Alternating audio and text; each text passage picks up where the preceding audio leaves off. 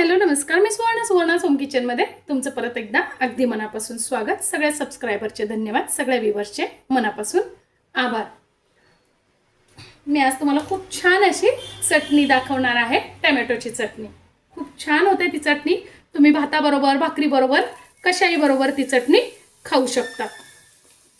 तर बघा, मी इथे 2 कांदे घेतलेले आहेत आणि 3 टोमॅटो असे अर्धे अर्धे करून घेतलेले आहेत बघा, या पद्धतीने। तर सगळ्यात पहिल्यांदा आपल्याला काय करायचं आहे, कांदा आपल्याला छान पैकी ब्राऊन कलर येईपर्यंत परतून घ्यायचा आहे। बघा, आपला कांदा छान परतन झालेला आहे। आता तो काढून घ्यायचा आहे। आपल्याला त्याच कढईत परतून घ्यायचे। आता मी परत एक चमच्याभर थोडंसं तेल टाकणार आहे आणि त्यातच टाकून घेणार आहे मी लसूण आणि हिरव्या मिरच्या। मिरची तुम्ही तुमच्या चवीनुसार घालू शकता, कमी अधिक करू शकता। बघा, या पद्धतीने आपल्याला टोमॅटो छान परतून घ्यायचे आहे। झाकण ठेवायचं आहे, म्हणजे मग टोमॅटो छान मीडियम गॅसवर परतले जातील। 1-2-3 मिनिटं झाले की आपल्याला परत पलटून घ्यायचे आहेत टोमॅटो। बघा, आता 2-3 मिनिटं झालेले आहेत, आपल्याला टोमॅटो पलटून घ्यायचे आहेत। बघा, या पद्धतीने उलट सुलट करून आपल्याला टोमॅटो छान असे सारखे परतून घ्यायचे आहेत, पूर्ण छान शिजून घ्यायचे आहेत। बघा, या पद्धतीने फक्त टोमॅटो जळू द्यायचे नाहीयेत, नाहीतर मग चटणी जळकट लागेल, छान नाही लागणार। आणि आपण कांदा का मैत्रिणींनो वेगळा परतून घेतला? जर कांदा याच्यात परतला असता ना, तर मग काय झालं असतं, टोमॅटोचं पाणी सुटलं असतं आणि कांदा मऊ पडला असता। आपण असा वेगळा परतल्यामुळे त्याची चव खूप छान वेगळी येते। टोमॅटो थोडेसे होत आलेले आहेत, तर मी आता टाकून घेते मीठ, म्हणजे मग टोमॅटो आपले लवकर छान शिजले जातील।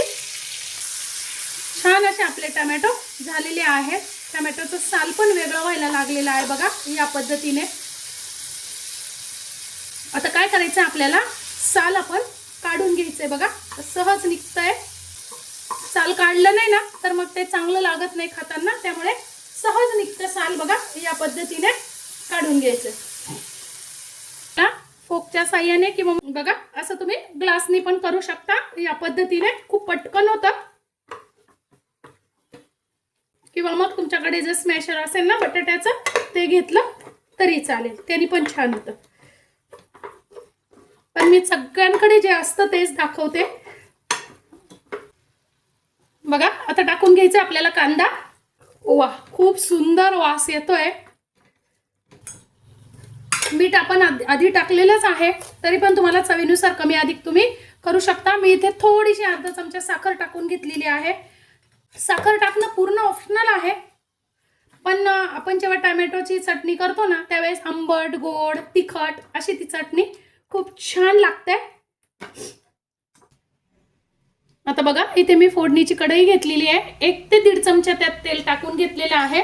तेल छान तापलं की ते टाकून घ्यायची अर्धा चमचा मोहरी, अर्धा चमचा जिरे, पाव चमचा हिंग, पाव चमचा हळद, थोडासा कढीपत्ता आणि अर्धा चमचा लाल तिखट। लाल तिखटाचं प्रमाण तुम्ही तुमच्या चवीनुसार कमी अधिक करू शकता। आणि बघा, मस्त अशी फोडणी त्याच्यावर घालून घ्यायची आहे।